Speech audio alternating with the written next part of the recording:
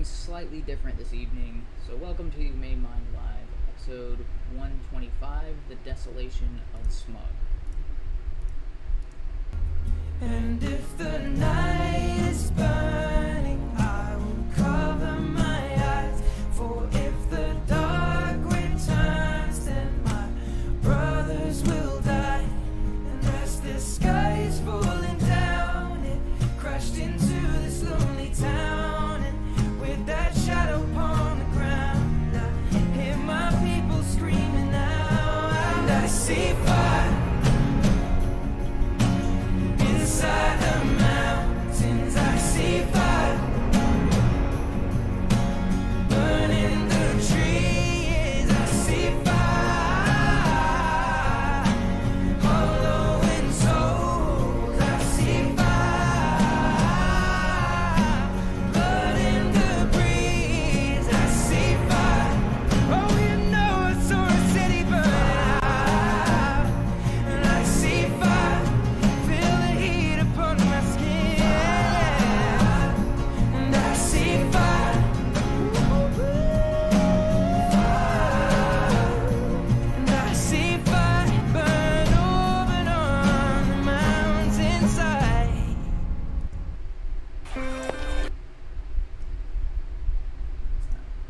Clicked on the video instead of just pausing. So, alright, that's the song from Ed Sheeran, I See Fire, and it's the theme of the film The Hobbit, The Desolation of Smug. And it's smog or smaug, but I really like that song, but there's just the lyrics that I just showed. Actually, let me go back to the video of those lyrics.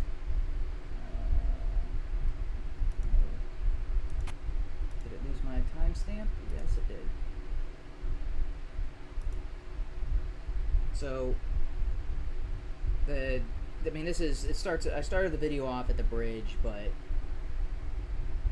I don't know why this song popped in my head this week as I was thinking about events going on, and I'm like, wow, the lyrics here, while it's talking about a dragon that's coming through and burning a society and the people, I can see the parallels between what's happening in the events of the book and what's happening in the U.S. right now. It's not just because things are being set on fire, but so if you know the story of the Hobbit, there was a great civilization that was built by dwarves. There's this huge dwarven kingdom. They very prosperous. They basically built this entire kingdom inside of a mountain, and they had all these precious metals. They built armor and they built metal things, and then they were doing so well, and they sold it to other countries and other societies, other nations. It was doing so well that a fishing village nearby became this prosperous big community, and both the dwarven kingdom inside the mountain and the fishing village that became an empire were profiting off of each other, and were developed this great society, and everybody was doing well. People came from all over the world to join these communities. And it was during the height of this civilization that a dragon came along, destroyed the kingdom, and took it over completely. And the reason the dragon was attracted to these communities was because of their prosperity. The dragons, this is in all mythology, they hoard gold, they hoard wealth. They don't build any of their own, or they don't dig in the mines themselves. They wait for somebody else to go and do all the work, accumulate the wealth, and then they just go in with brute strength and take what other people have created. That's the mentality of Smog the dragon, is I'm powerful enough, I'm strong enough, everybody's going to be afraid of me, so I can just take what I want. And while there are no dragons in real life, there is an ideology that follows the same mindset as the villain of one of the primary villains of the book The Hobbit. It's just this great dragon Smog. Now, and in the book, Smog has an impenetrable hide that's got really thick scales that are very difficult to pierce, if at all. It's an unstoppable monster.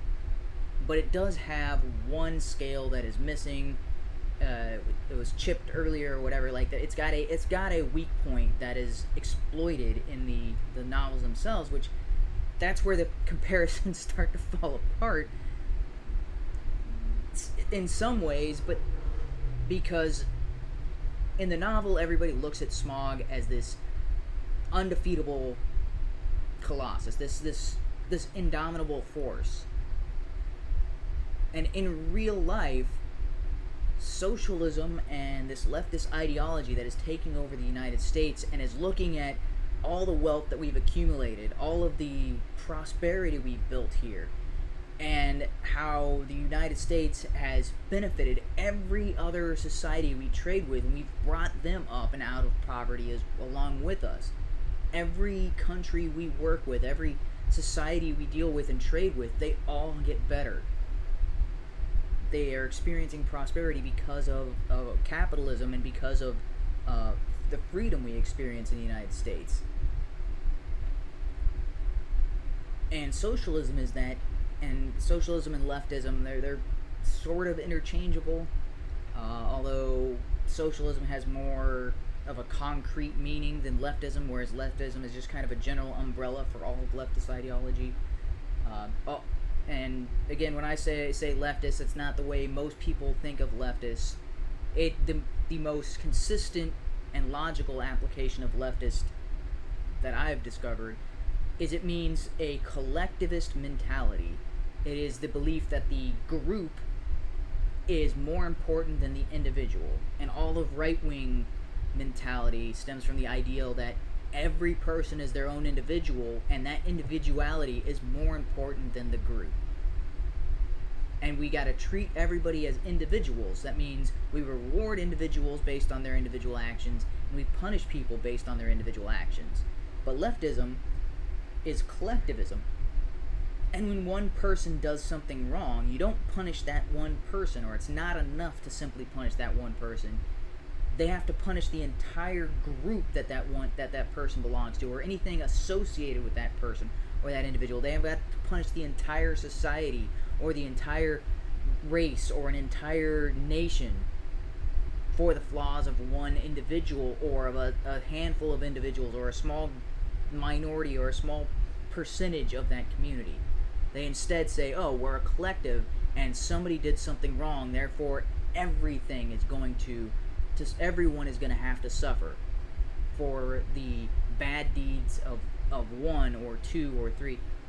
Now, the most recent incident that set off this horrible mentality of viewing everybody as the same, viewing all black people as if all black people are the same, or viewing all white people as if all the white people are the same, or viewing all cops as if all cops are the same. And that's because it's this mentality of, well, they're a group, they all belong to the same group, therefore they're all a hive mind or identical. And it's that same, so they're looking at that and they're saying, oh, okay, you've got all of this wealth and all this society built up, we want it for ourselves. And they weren't just, I guess let me back up a little bit. They're using the excuse of punishing the group for the actions of a few as their way to come in and take over. They're using it to try to justify their actions. Like in the novel The Hobbit, the dragon doesn't have to justify its actions. It's a dragon. It's an animal. I mean, it's a semi-intelligent animal, but it is very, very powerful, and it doesn't care about anything that it considers a lower life form. That's also something I'm going to try to draw parallels with the leftist ideology, and why I said it's the desolation of Smug. So not only do they view people as individuals, not do they refuse to see people as individuals, they see everybody as collectives, and it's like, oh well, this group, this race, this dwarves, they're the inferior, so we can take whatever they want. Or basically, in this, the comparison would be the dwarves would be the same thing as the white people, and the human villagers in the fishing town, those would be the equivalent of the minorities that build up their communities and participate in the white people system, or basically participate in capitalism, and they're building their own societies, and they're building their own communities, they're building their own wealth and their own businesses. And this dragon comes along and it takes from the people who build and create the wealth, and then it destroys from the people who were working alongside them. Because this is what we're seeing right now, is they're not just trying to destroy the entire country that has been built up over the last 200 years in the United States. It's not enough for them to just take the source of the wealth. They also are coming in and they're destroying the livelihoods and everything else that the other people who participated in this system. And what we're seeing right now is they're just using the George Floyd incident and the more recent Rashad Brooks incident as an excuse to go and take and loot and destroy, because that was their goal all along. So here's where it differs from Smog. In this case of the books, Smog didn't care what people thought about it. It didn't care what the dwarves thought about it. It didn't care what the humans thought about it. It didn't care what the elves thought about it. It was a dragon. But in the leftist ideology, the way they get more people to join their horde or their army is by disguising themselves as something noble, as something to be rallied around, to join a movement that people should endorse and embrace. And they wrap their destruction and death and fire inside a very shallow veneer of presentability. So that, again, that's where the analogy doesn't quite draw the same parallels, but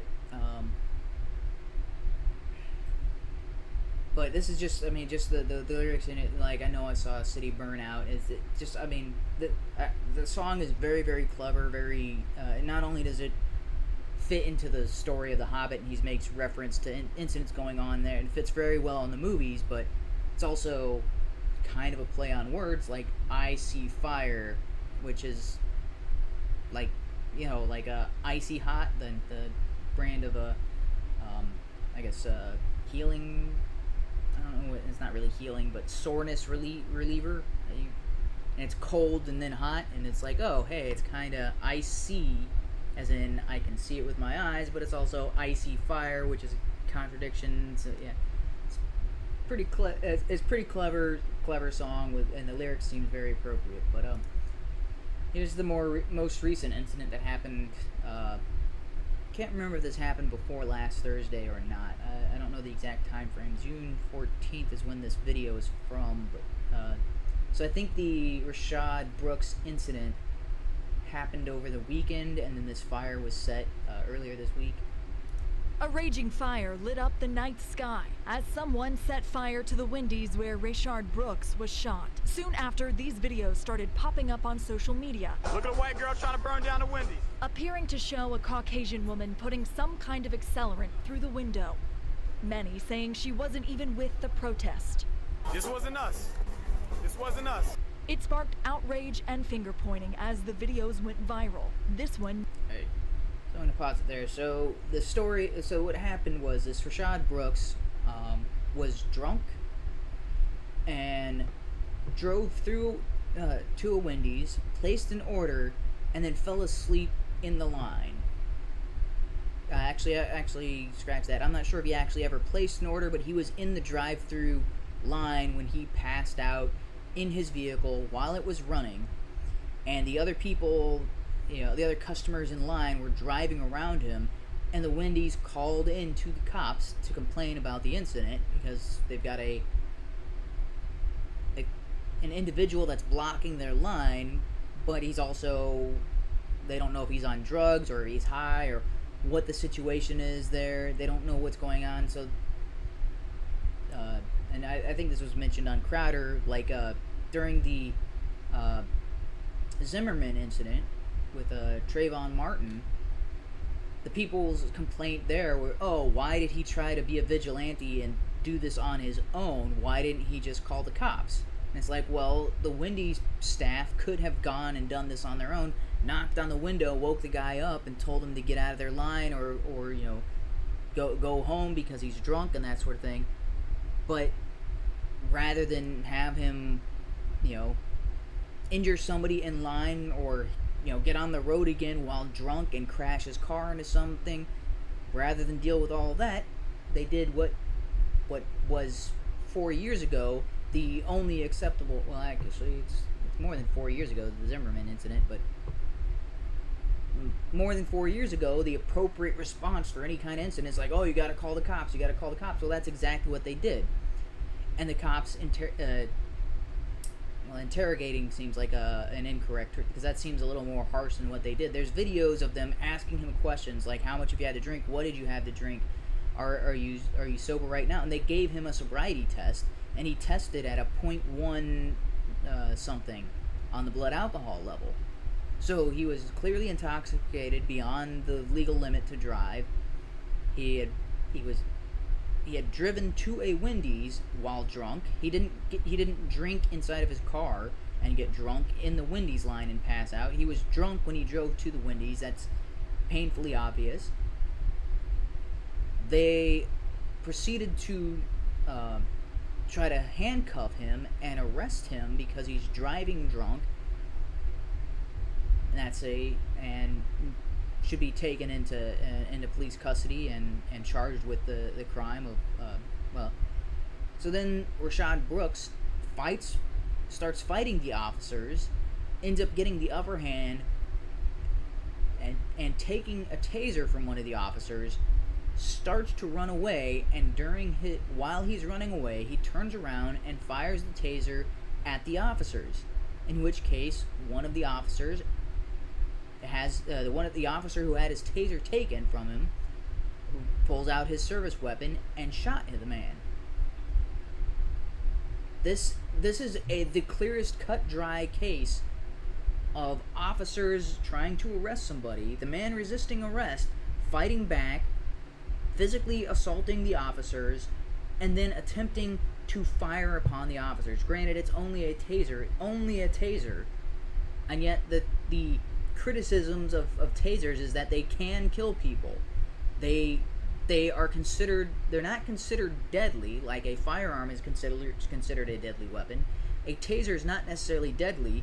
It is considered, the legal designation for it is less than lethal, because there is the potential that it will kill somebody, but it's not the purpose of it. The goal of it is not to kill somebody, right? It's a weapon intended to avoid death if at all possible. But the situation they found themselves in, and this is, you got to put yourself into the mindset of the police officers, and yet for some reason this society and all these people setting things on fire and all these people defending these incidents, they only see themselves from the perspective of the individual who got shot, and they don't care about the officers and all that sort of thing, at least when they're crafting their arguments.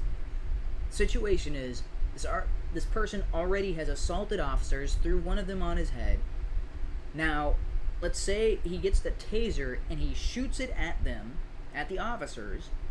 The taser, the tags on the taser land on the officer, shock the officer, and incapacitate the officer.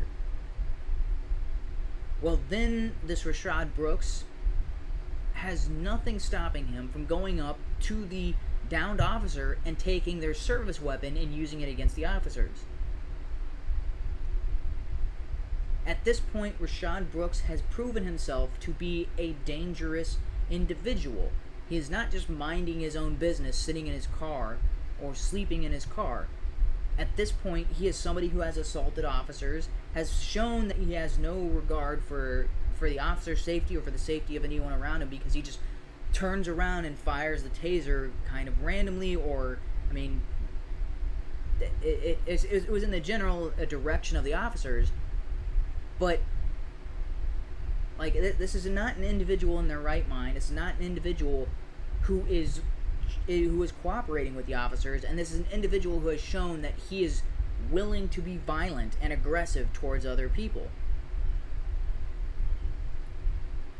So the reasoning behind all the suspects or Rashad Brooks' actions during all of this is he has a very long criminal record, and after the incident of him getting charged with drunk driving and other charges the officers would have placed on him at that point, he was going to go to jail for a very long time. Rather than and again, similar to Floyd, he's trying to avoid a jail sentence and resist the officers, and that's, I mean, this is a situation that happens almost every time there is an incident where the suspect doesn't go along with whoever is trying to arrest them or is trying to charge them with a crime. They fight back because they know they're going to go to jail and they don't want to go back to jail.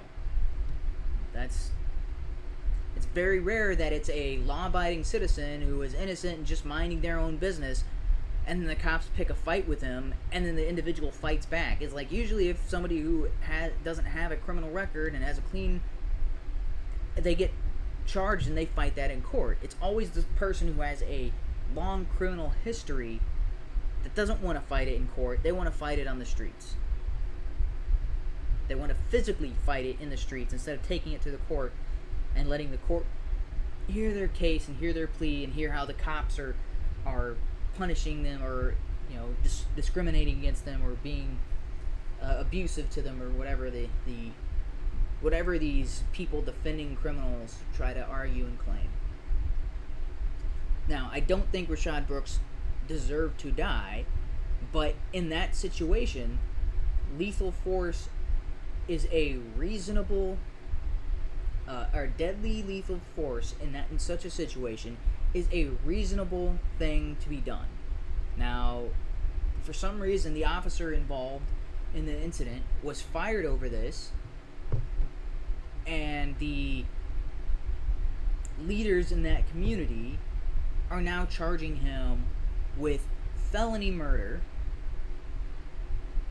and claiming that, yeah, while it was legal what he did and he was within the law and he would be found likely even in this charge of the felony murder, he's likely going to be found not guilty because he meets the criteria for reasonable use of force given the situation, and it's very easy to argue that case.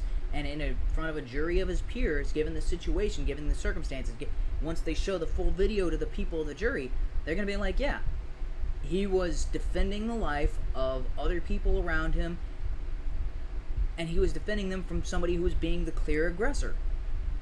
That's self-defense. That is the definition of self-defense, or defense of others. That's his job. That is cop's sole purpose. And so this entire incident is a textbook case of self-defense or the reasonable use of deadly force during an incident. It's like, that's exactly the type of scenario you would expect to see. It's like, yes, this hits all the criteria. This should be so cut and dry that the prosecution should look at this and be like, no, we're not going to prosecute this. This is clearly self-defense or in the defense of others. This is reasonable use of force. There's no way that this is going to go this is going to go to trial. It's going to be a big waste of everybody's time. This is a legitimate use of deadly force. And yet everybody crying against this is saying it's not a legitimate use, and oh, well, he could have used, they could have chased him down and tackled him, or they could have used their tasers on it. Like, they'd already tried to tase this guy once. They tased him several times while trying to get the handcuffs on him. He was clearly, I don't know what when the autopsy comes back, they're gonna find something else besides alcohol in his system. That is my suspicion, that there's more than just alcohol involved, but we don't know. At this point in time, we don't know anything like that yet. But tasers were not working, and this person needed to be subdued because he was a risk for himself and a risk to others, or more importantly, a risk to others. because he already demonstrated there's like I said, driving while drunk, doesn't care about other people on the road, doesn't care about anything else around him, clearly doesn't care about his own life because he's driving while inebriated, which if he crashes into a light pole, he dies, or he crashes into a car with a maybe it crashes into a church van or something like that. They're dropping off kids. Like, who knows what could have happened differently? And it's actually, while people are upset that this man died, and it's like, for some reason, the only reason they're upset that this man died is because he was black. Like, if he was white or Hispanic, then they're like, oh, yep, that's perfectly fine. But because of this man is black, it's being politicized, it's being... all these crazy people are coming to this man's defense and saying that cops can't ever do what they did. It's like, well, the situation that they're getting into right now is if cops are not allowed to use their firearms in that situation, then cops should never be allowed to use firearms. And cops are... basically, they're saying criminals should be allowed to do whatever they want without fear of dying or being I guess, hurt or injured severely, or like the standard at which they hold the cops to is so unreasonable, and the low standard they hold these criminal individuals or just black people in general, the low standards they hold for these people is insane. And that's where you get to the smugness of the Desolation of Smug, is their view towards minority or people in these communities. That their standard of conduct, that what they expect from these people is so low. And it's like, dude, all you have to do is not fight against cops that are arresting you for a legitimate reason. And if cops are arresting you for an illegitimate reason, then you should be able to prove that in court.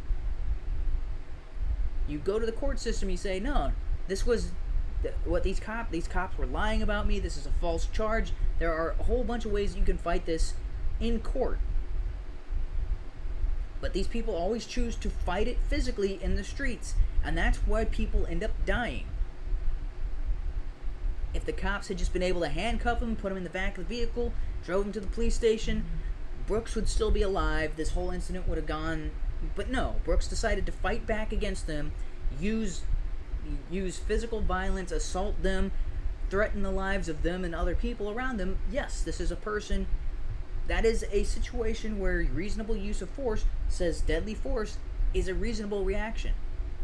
It may not be the optimal reaction, it may not be the best way to resolve the situation, but the reasonable use of force does not require that the best possible solution... Like, you're not required to do the least damaging thing you could have done. If that was the requirement, then we could have no law and order whatsoever. That's why we have the standard of, okay, is what this individual did, is what this officer did, is it reasonable given the circumstances, given the situation, given what the officer knew at the time? Is it reasonable? Is it within a range of acceptable actions this person is allowed to take? Doesn't have to be the best, the best option, I guess, would be if they could have chased down Brooks, tackled him, taken the taser away from him, cuffed him, and resolved the incident without any further injuries. But how would he have known? Like, we can't, even looking at the situations right now, we can't know if that would have worked successfully, or if in attempting to try to tackle Brooks, if he would have smashed his face into the ground and Brooks would have died anyway. We don't know if in attempting to tackle Brooks instead tases the officer, takes his firearm, shoots the officer, shoots the other officer, and then starts shooting people in the Wendy's line. You have no idea of knowing if that's what could have happened. And in fact, I forget if this was Ben Shapiro, or who else was talking about this, but there was a very similar incident where two officers were struggling to arrest an individual. That individual grabbed the taser from them, tased both officers, and while both officers were incapacitated, took the firearms and shot both officers.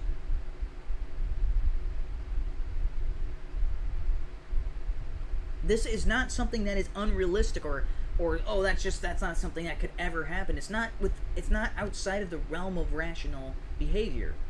There are numerous incidents where suspects kill cops. And in fact, I think the ratio, or the thing that a lot of people keep bringing up, is as an officer, you're 18 times more likely to be killed by a criminal while attempting to arrest them than the other way around. Like, it's 18 times more likely to die as a police officer during an arrest or an attempted arrest than you are to die as a suspect the cops are trying to arrest.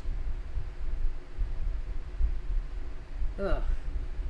And that statistic might specifically just be black individuals. I don't know. I can't remember off the top of my head if that is all criminals or if that's just a black criminal and a black criminal shooting cops. I can't remember if that is race specific or not. But still looking at the situation, the officers in the Rashad Brooks situation had an 18 times more likely chance of being killed by Rashad Brooks than the other way around. Alright. And this is the Atlanta leadership and what they did regarding the situation. Even after knowing the full story and after knowing the situation, this is...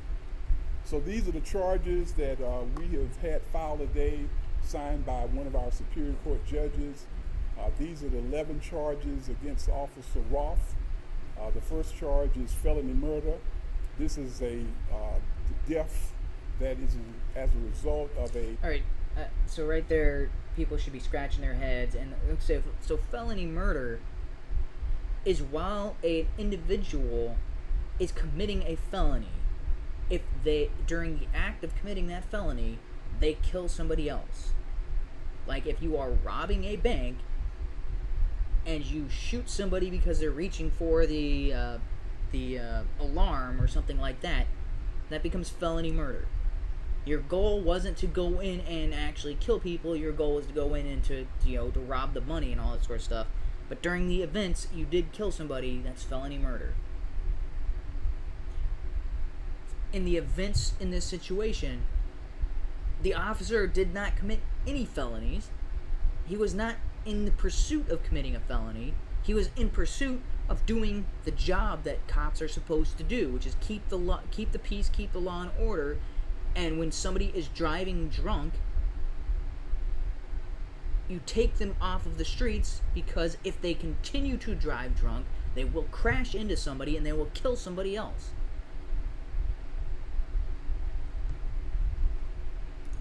Underlying felony, and in this case the underlying felony is aggravated assault with a deadly weapon. Oh, aggravated assault with a deadly weapon is the felony. And like, do these people not understand what words mean at all?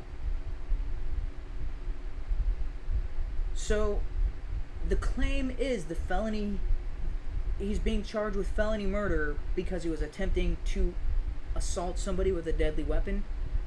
That isn't felony murder. That would just be flat out murder.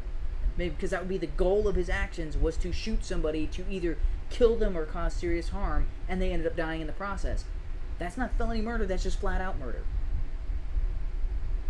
Man, this is insanity. And the possible sentences for a felony murder conviction would be life without parole, or the death penalty.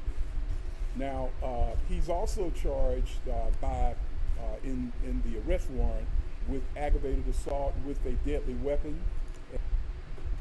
He's a police officer. This is the most insane thing I have ever heard in my life. They're charging him as if he was the one who started the incident, as if he went in to go shoot somebody because they were sleeping in a Wendy's line or something along those lines. It's like they completely dismiss the fact that this is a police officer trying to enforce the laws that this Rashad Brooks was breaking.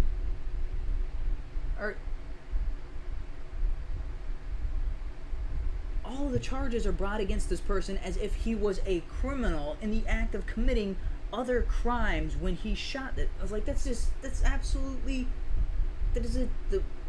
the stupidest, most insane perspective on this. And this is a count charging him for the shooting. Alright, okay. I need to change the subject. This is too infuriating, and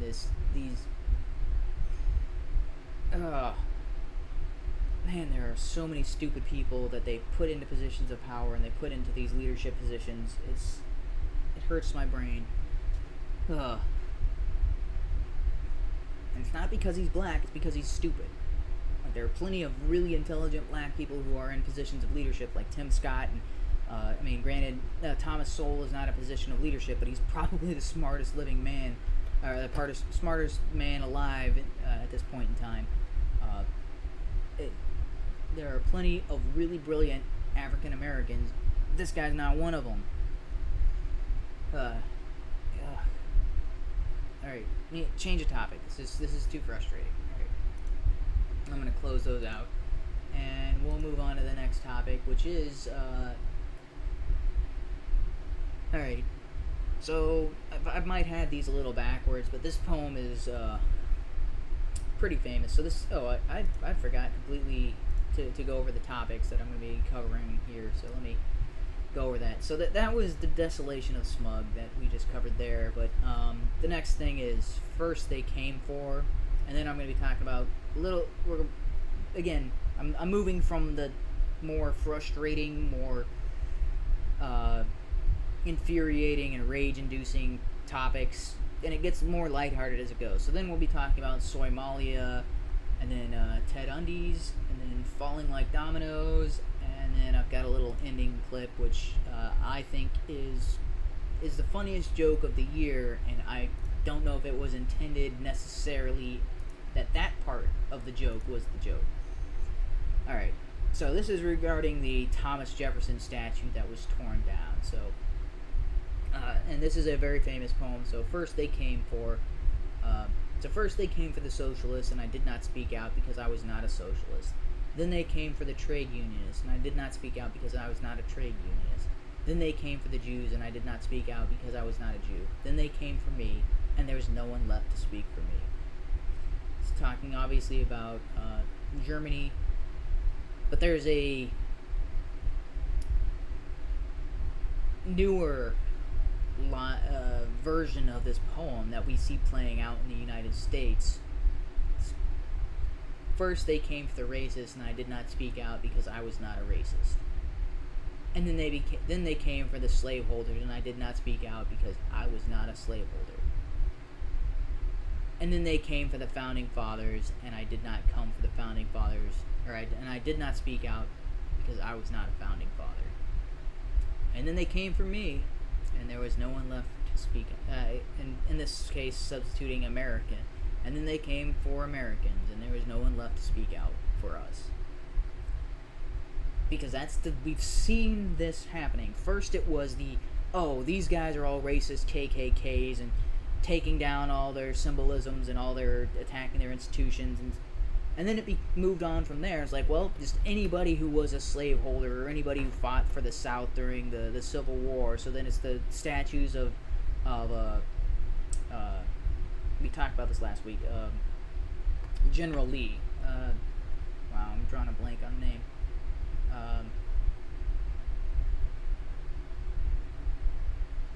Something Lee. Why can I not remember her first name there?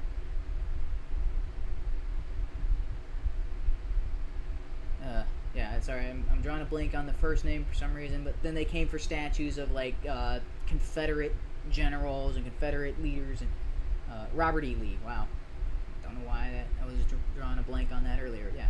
So then they took out statues of Robert E. Lee, and then during that time, this was the Charlottesville, and then Trump says who's next? George Washington and Thomas Jefferson.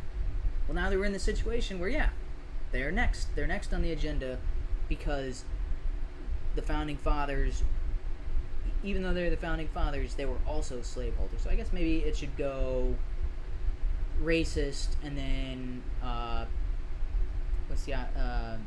Confederates, then slaveholders, and then alright. Yeah, you understand the parallels and the substitutions in the poem. But yeah, just because Thomas Jefferson was a slaveholder, they took down a statue, they destroyed a statue dedicated to him as if he had done nothing else other than own slave. This is insanity, and Sargon had a pretty good take on this, so I'll play his clip on it. Throughout his entire life, Thomas Jefferson was publicly a consistent opponent of slavery, calling it a moral depravity, a hideous blot. He believed that slavery presented the greatest threat to the survival of the new American nation. He also thought that slavery was contrary to the laws of nature, which decreed everyone had a right to personal liberty. These views were radical in a world where unfree labour was the norm. But because he lived in the world where unfree labour was the norm, fuck Thomas Jefferson. Fuck this guy. Just because he did something, that must mean he endorsed it, even though he spent his entire life being publicly against it. Like, Thomas Jefferson should, by all rights, be a hero of the anti-slavery campaigners, right? The people who are campaigning for justice should surely take on great abolitionists as their leaders. Or is the problem merely that he is white and lived in a world where slavery was the norm? Right? It's insufferable. And so... Alright, and I'm going to add on to the fact Thomas Jefferson did own slaves during a time where slavery was the norm.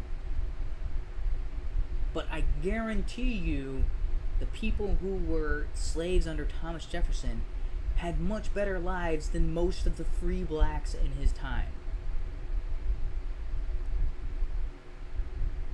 Because you can tell it from his writings and from the descriptions of other people about Thomas Jefferson. He was not out there as like, oh, well, I hate slavery, and slavery is a blot on America, it's a blot on humanity. And then he would go out and whip and beat his slaves and rape the women. Those two don't go together. That is not possible for someone to have, all these people have these really high opinions, like, it's like, oh yeah, slavery is awful and all men are created equal, and I'm going to fight for the abolition of slavery and try to pass legislation in Virginia and actually write it into my will to free these slaves.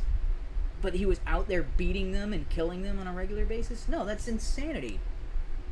If this man was truly the man that is portrayed throughout all of history and all of the articles about him, all of the biographies about him, everything that everybody has researched and come up with regarding his history, he treated the people who were underneath him, even though they were slaves, and they were bound to work on his plantation, they had the best life that they could have had in Virginia at a point in time, because they belonged to Thomas Jefferson as opposed to some racist monster who didn't treat them as anything more than cattle, because he did treat them like human beings despite the fact that they were his slaves. That was a form of protecting them from the actual slave owners around him, because there were a lot of people in Virginia and a lot of people in the South overall who did treat black people like they were animals, like they were beasts of burden, like they had no more value than it. You know, it's like, same with the same callousness that a plantation owner might cut the neck of a calf or of a goat or something like that. They would slaughter their slaves along the same lines. Actually, I mean, even amongst people like that, they often saw their slaves as more valuable than a beast of burden because they were more expensive. And like, hey, I'm not gonna beat my slave because then I'm not getting my money's worth out of it. If I beat him and break his leg, then I've got a worthless. Like, I spent all this money. Yeah. So even the scenario that's painted of these, these horrible races that, it's like, man, even the people who hated blacks back then still treated them slightly better than animals. I mean, I'm not saying that they gave them all kinds of free stuff and didn't, and it was I'm not saying it was Song of the South for everybody and all that sort of things, but there were black slaves who led very good lives because the people who owned them at the time treated them like humans, treated them like equals. And Thomas Jefferson, by all, like, unless you can find some type of documentation that shows otherwise, treated his slaves as if they were his equals, despite the laws not making them so. And he fought to change those laws. Ugh. Insanity. Alright, so those were the two. And the Thomas Jefferson irritates me. It's not as much as the irritating, burn down the Windies because that's where Rashad Brooks. The whole setting everything on fire, taking everything from the people who created the greed and the jealousy and all, and the never creating anything on their own, just taking that whole mentality and the desolation that's taking over the U.S. That's frustrating. This is not quite the same level of frustration, but Thomas Jefferson is my favorite president. Wrote the Declaration of Independence. Fought out of all the founding fathers, did the most towards working towards the abolition of slavery. Aside from maybe George Mason, but he had a much stronger voice. Thomas Jefferson did so much for the people of this country. So much of what he did, we are experiencing the benefits of that today. And they're acting like they're acting like he is on par with Hitler or the dregs of human society. And that's just insane. That is an insane perspective. As far as I'm concerned, Thomas Jefferson is the best humanity has to offer. Like, if you're going through the names of all of the great men in history, Thomas Jefferson is right up there at the top, in my book. Alright, so now for a lighter-hearted topic, and even though this is still kind of along the same lines of the destruction, but it's a little more humorous given the situation. Last night we introduced you to the latest addition to our global family of nations, the 196th country on Earth, we're keeping track. It's called Chaz. Chaz's gleaming capital rises from land that once belonged to an indigenous but now nearly extinct tribe known as the Seattle Police Department. As with so many great nations, the creation story of Chaz holds innumerable lessons for all of us. It's a tale of unlikely good fortune and the triumph of perseverance over hardship. How do a group of people with no useful skills, no record of achievement or personal hygiene, a group capable of smashing windows and setting fires but nothing else, how do a group like that create an entirely new nation? That's a question we may soon face here in the United States, in fact, given our current trajectory. It's never easy to build things with people who can only destroy. And yet, Chaz pulled it off. With grit and determination, this plucky little nation managed to give birth to itself, and in the process, a whole new era of democratic self-government. Okay, that's overstatement. They haven't actually built anything in Chaz. It's still mostly graffiti and discarded Starbucks cups. Nor is it fully a democracy. In fact, the country is run by a warlord/rapper called Raz, whose last paying job was renting out his own apartment on Airbnb. It is, in other words, a work in progress. But Chaz does have one functioning institution. It's a Department of defunded or even abolished. Short of some type of major concession, they're not going to leave voluntarily. And we should point out that Washington is an open carry state, and no doubt some of these protesters are armed, Anderson, so you have to worry about the potential for bloodshed, the potential for violence. Hear that, Chaz deniers? Chaz has guns. King Raz merely has to say the word, and his country's crack special forces teams will emerge like ninjas from the shadows. You may not even recognize them as soldiers. Some may look homeless. Others may be injecting narcotics or shoplifting. But make no mistake, this army means business. They rolled over the Seattle Police Department like Cortez conquering the Aztecs. They'll do it to you too, CNN. Watch out. Radio host Jason Rance is our man on the ground just across. Yeah, so I mean the whole bit is he's treating it like it's as if it were an actual nation, but this so it's called Chaz because it's the Capitol Hill Autonomous Zone, or that's what it was originally dubbed. It has changed its name to CHOP, which is Capitol Hill Occupied Property. Wait, no, that's not what they say. It's organized protest. Capitol Hill Organized Protest. Yeah. Even though while they claim to be independent of the U.S. and claim to have renounced their citizenship to the U.S. and things along those lines, so he's playing it up as if they are an actual nation and taken seriously. But everything that community has done, or the people in that area has done, is exactly everything that they criticize early, like they criticize empires and colonialism.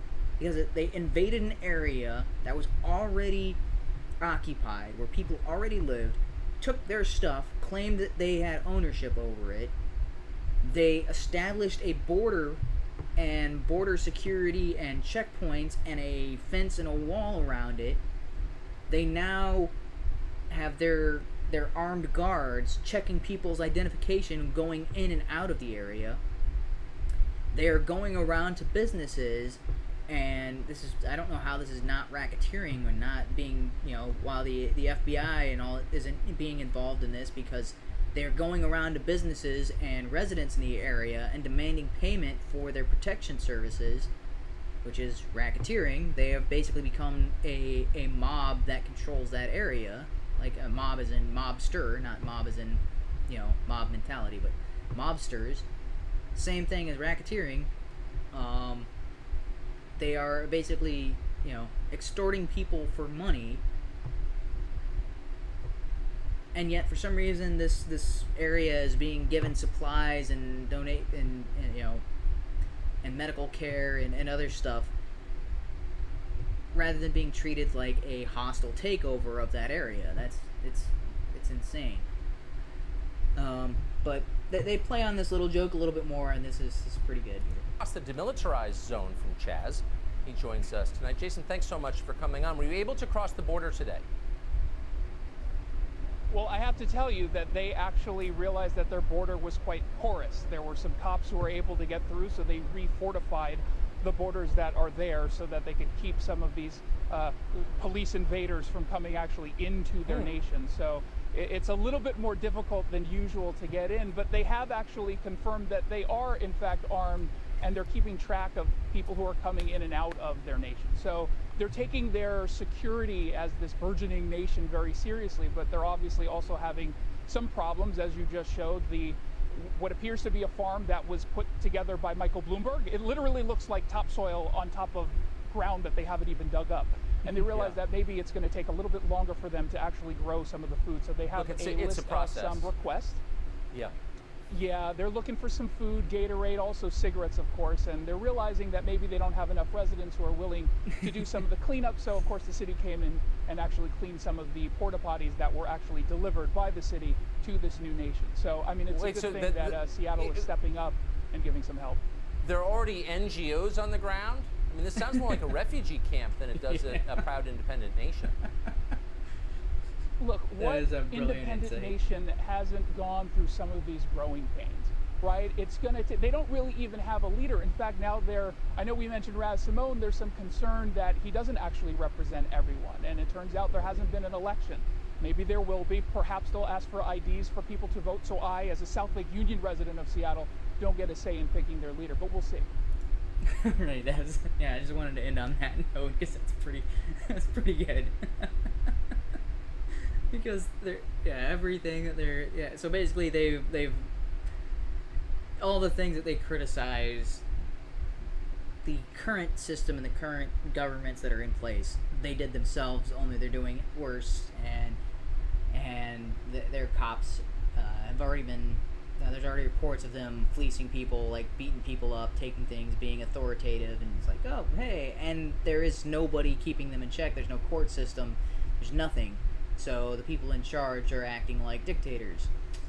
And he's making the, like, oh, if they ever do vote, wonder if they'll ask for ID, because otherwise there's people going to come into their country and change their votes and maybe elect somebody they don't want in charge. Like the actual residents of the place don't want in charge. Huh. Yeah, I wonder how that's going to go over. Alright. Okay, so that still kind of frustrating that nobody's doing anything about that, but then from here on out, these are just these are more comedy aspects, and so I don't have anybody else here on the stream with me, so I can go ahead and just kind of rattle through these. But before I go further, okay, there's nobody on live chat, but sometimes there is, and I always forget to actually go over the live chat. Sorry about that, but it's just not used to it because there's hardly ever anybody watch these. But they are there. All right. Here's Ted Undies. Very quickly, there's one mailbag question that keeps coming up. It has been coming up since we started the show, and I've just got to ask it. This is from Ryan. Boxers or briefs? Those are the only two choices. On that note, moving right along, we will. Yeah, that was a brilliant answer. Yeah, so I mean, I never considered voting for Ted Cruz for president, but I think he's doing a really good job, and he's a pretty funny guy, and I like Verdict. He's pretty insightful, pretty smart. I don't think he is capable of leadership or being in charge as far as like being president or vice president or something along those lines. I think the Senate is where he needs to be, and I think he serves a pretty good. That seems to be where he needs to be and where he belongs. So I think he's doing a great job there, and I hope he stays in there for a while because he seems to be one of the few rational voices that is not a rhino Republican, not a never Trumper, and is actually doing his best as he sees it for the good of the country, and is a little more libertarian minded than a lot of people that are conservative or Republican. He's a little more libertarian than most of them. So, all right. So, falling like dominoes. Twitter is the engine driving the crazy train that we're all passengers on, and the people on Twitter and the things that they get to trend make the guests on the Jerry Springer Show seem normal in comparison. Take this latest example. Somebody discovered, and don't ask how they did it because nobody knows, and it'll go down in history as one of life's great mysteries, but somebody found out that back in 2012, when Kayleigh McEnany, the White House press secretary, was still in college, she tweeted out that she thought that Domino's Pizza was better than any New York City pizza. And Domino's, like most major brands, has a social media manager to keep an eye out for when people have problems or compliments and actively responds to them. And so they replied, "That's one heck of a compliment. Thanks for the love. Hashtag we appreciate it." But now Domino's is one of the top trends on Twitter from tens of thousands of Democrats complaining about what they see as an endorsement of the Trump administration. From a tweet 8 years ago from a then college student who liked their pizza. Hey Domino's, better... Okay, here's the stupid thing, is all these people are replying from 2020. Both the original tweet and Domino's response was from 2012. These people are acting like this happened yesterday, or like, okay, she wasn't even a verified account back in 2012. She wasn't like a pundit or a commentator on Fox News or any kind of public spotlight or anything at this point in time. She was just some rando on Twitter, and Don was like, "Oh, hey, that's pretty high praise," and people are acting like Domino's is doing this and endorsing Trump's president. Like, it was 2012. Customer for years and been having Domino's at least once a week. No longer. I cannot support anyone who supports liars, racists, and authoritarians. Way to align yourself with a political party, Domino's. You probably... Way to align yourself with a political party. They did that back in 2012 because they knew 8 years from the time they posted this that she would be the press secretary under Trump. It's just absolutely insane. Should have just been silent. Well, last night was the last Domino's pizza I'll ever order. This guy's...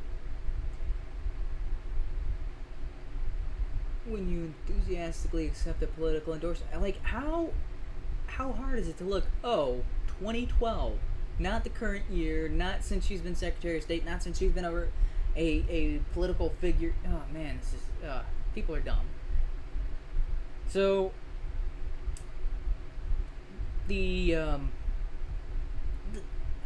I've got an let's see, how do I set this up here? I had a better setup, but I can't think of it at the moment. But so I know this may sound crazy, and maybe these people are just really stupid and can't look at the date and time. But I'm starting to think there's something a little more. And actually, I'm not starting to think. I've got definitive proof that this is an organized effort, and I actually have a video clip of the discussion where they're actually plotting the downfall of Domino's. The rest of the dominoes will fall like a house of cards. Checkmate. yeah, that's how the strategy meeting went when they were discussing how to handle these tweets. All right. Almost gave that away. So I don't have much else. I don't have any big long rant or anything to go on. So started a little bit late on this, and well, it is already 8:30. But I'm gonna go ahead and try to wrap it up in the next couple of minutes here, and I'll just end with his ending clip, which again, this I think is the best joke that I've heard all year, and as far as I can tell, this was intended to be the setup, not the punchline. Have you heard that hilarious Samantha Bee joke? I can't.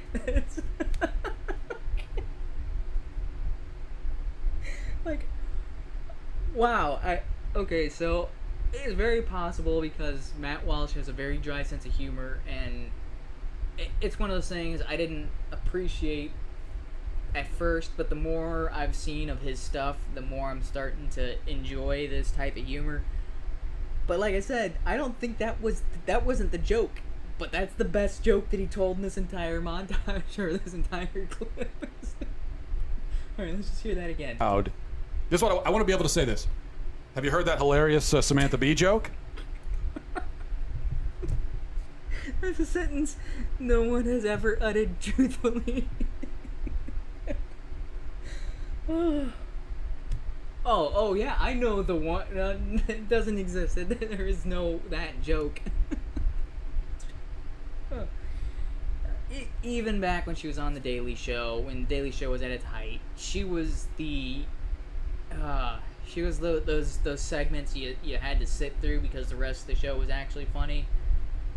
Man, she is intolerable. It's like I have yet to hear anything that even sounds remotely like a joke from her, especially now that she's got her own show. It's so bad. And then I want the person I'm talking to say, "Did you say hilarious Samantha Bee joke?" And then I go, "Yes, you sexist. What, you don't think women are funny? Well, listen to this." And then I'll repeat the joke and we'll all have a good laugh. That's what I... Yeah, so I'm pretty sure that was the part that was intended to be kind of the actual joke, because the "have you heard that hilarious Samantha Bee joke?" He should have just stopped it there and been like, "Oh, yeah, yep, that's good enough." Because it doesn't exist. Oh, so good. Alright. That's all I had for tonight, and thankfully it was a short show because I've got work to do. So I'm going to be working on my other projects, and thanks to anybody who ends up watching this, but I really need to stop paying attention to the news and event because it's just very depressing, and hopefully there's been enough humorous things to, hopefully there's enough humor and joy in your life that you're not focusing on all of the carnage and destruction that's going on around, and you can focus on positive things and towards a brighter tomorrow instead of focusing on the negativity. Alright, and hopefully I'm trying to do my part to push people towards that positive direction. We'll see if this ever actually does anything. But anybody who does end up watching this, thank you for joining me, and we'll see you again on Thursday, either around 7 or, depending on when I get out of work, 7:30. Alright? See you next week.